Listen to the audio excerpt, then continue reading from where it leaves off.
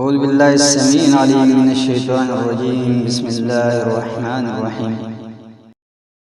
تنہائی پسند ہونے کا جادو اور اس کا علاج و دم۔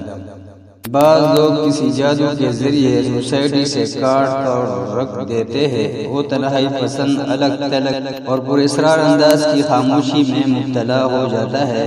اس کا دو طرح سے علاج ممکن ہے۔ نمبر 1، اس کا ایک علاج تو وہی صورت اور آیات ہے جو پہلے سحر تفریق و نزاع کے ضمن میں ذکر کی گئی ہے۔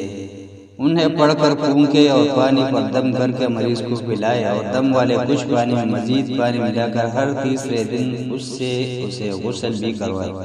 نمبر 2، اس کا دوسرا علاج یہ ہے کہ مریض کو سورہ الفاتحہ، سورہ البقرہ، سورہ آل عمران، سورہ یاسین، سورہ الصافات، سورہ الدخان، سورہ الذاریات، سورہ الحشر، سورہ المعارج، سورہ الغاشیہ، سورہ الزلزال، سورہ القاریہ، سورہ الفلق اور سورہ الناس سنائے، یا پھر ان صورتوں کو 3 کیسٹوں میں ریکارڈ کرے اور مریض کو حسب ترتیب پہلا کیسٹ صبح، دوسرا دوپہر اور تیسرا سوتے وقت سننے کا کہے۔